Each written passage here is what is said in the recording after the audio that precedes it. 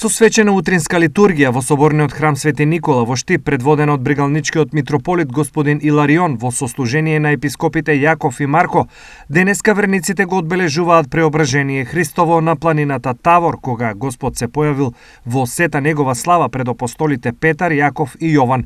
Затоа и пораката до верниците од епископот Делчевско-Каменички господин Марко е следна.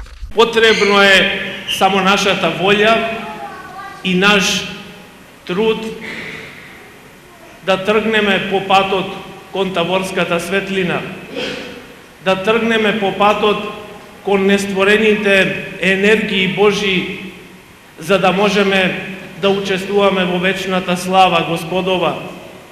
Тоа е целта на нашето постоење, возлюбени во Господа. Што значи овој празник на верниците од православна христијанска исповест? Добро, убаво. Значи, за здравје, тоа е убаво. Многу убаво. И секоја година каде се славе, се убаво се. Убаво, добро. Расположение за народот треба малку да се расположи, да живее кој што треба. Помеѓу оние кои денеска беа во храмот Свети Никола беше и градоначалникот Иван Јорданов со семејството, и тој, како и другите, се причести. Посакувам мир, благосостојба на сите наши сограѓани, напредок во нашиот град, а граѓаните да веруваат во Бога, да веруваат во себе, за напредок, за мир и за благосостојба. Благодарност за присуството на епископите, но и верниците во храмот упати брегалничкиот митрополит господин Иларион.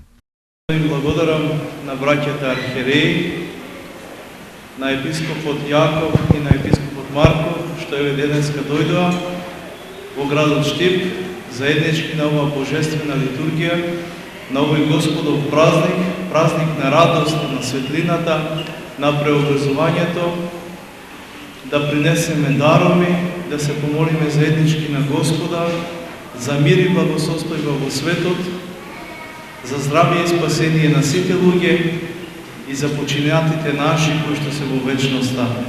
Им благодарам уште еднаш и нека е честит и вечен празник. Според народното верување, тогаш за прв пат во годината се бере грозје и се носи во црквата каде што свештеникот по молитвата го благословува. Во краиштата каде што нема грозје се осветуваат други плодови, како јаболка, сливи и слично.